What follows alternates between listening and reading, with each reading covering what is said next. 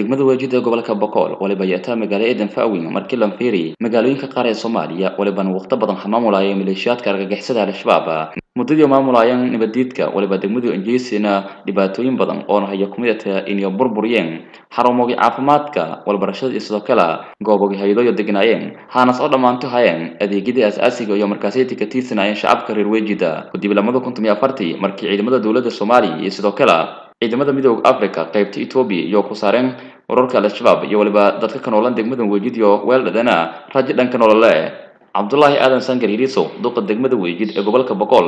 iyo waliba television-ka Koonfur Galbeed ku warbiyay xaaladda guud ee degmada xilligan ay ka suganta ma sita xaaladda guud asana feelata degmada si la sootaan sagaalkii bilisadda 2014 la goobday ilaahay lagaas ciidanka dawladda Ethiopia oo naawiyaas ciidanka Soomaali waqtigaas dhatan degmadaas amniga ciidan ku feelay hordhama ka dhinaga adowga oo dhama ka suubin saysiin bogtiin way dhiiday 5 sano abaar ay dhiidi abaargaaseen alxamdulillah sanadkan oo gubkay aranga helnay gurmada badan oo hay'ada oo dawladda degmada gurmada jar saysiin bogtiin degmada go'doon baawar ma galayaan 40 sano hayni gaarig dameer oo yar raashin la kashanay gaarig dameeradaas oo la gubahay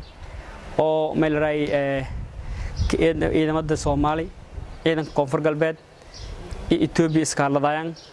ka suubiyaan may baa roonti dhagaag iyo ka suubiyaan may baa ardayda hawlgal ka suubiyaan ila 30 kilomitir isku wadaare seefu siisin bangogdin degmadan ma ka soo konayn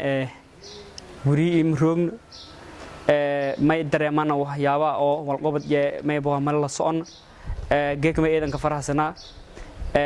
wuri oo ninkooy meel raayis xasan nadara oo degmada Handeeri shalay ninkooy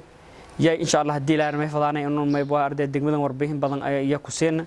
ururada bulshada iyo ardayda qiimo badan may baa ardayda in la kulmo doono ya rajaanaysan insha Allah kama nagaanaysan ha ka dhawaayaan dhamaan dhinaca caafimaadka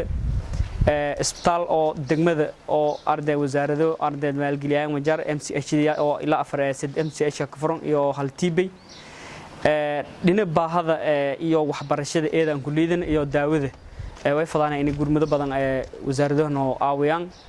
state ama hay'ado oo humanitarian ka soo horta nimanka adowga ay oo qawaarijin tahay degmada madina ku wareegni degmada horta burbursanaaytay saata meelaha ka soo xafiiska degmada oo weejidu xafiiska burbursanaay waynin dhistay tis plus oo yani dhistay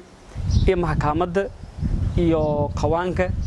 anta kala goobogay oo sastaal dhaga burbursanyi sida geebta oo solar system ka mahayna oo degmada soo rotation ka oo bulshadii la kala sharaay burbursanyi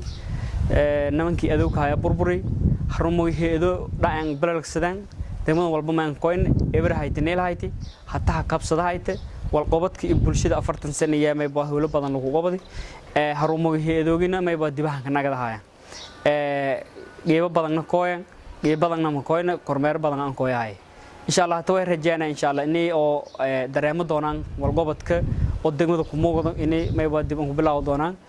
bulshadana ilaa iyo dhowr afar ay dhibiya ku furan degmada oo sanadii abaaraday may baa shaban biyoodkii iyo abaaraday halag ahayn ya ka soo yoon may baa degmada i haafado umad badan oo baraka adeero sanadka hatta arabi laakiin sanadkii may mahagon oo umad xilliga dhaaftay may deerin dhamaanta insha Allah gurmad badan helnay waxyaabo badan oo tasiilaadeen badan oo dhimanaya jar dhinaca ciidamada geebo isgaarsiinta may baa ciidamada mahayaan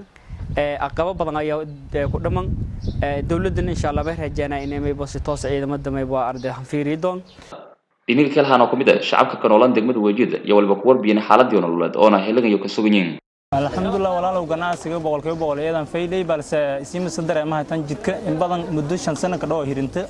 magaalada walaaha galoon kor leh u galaan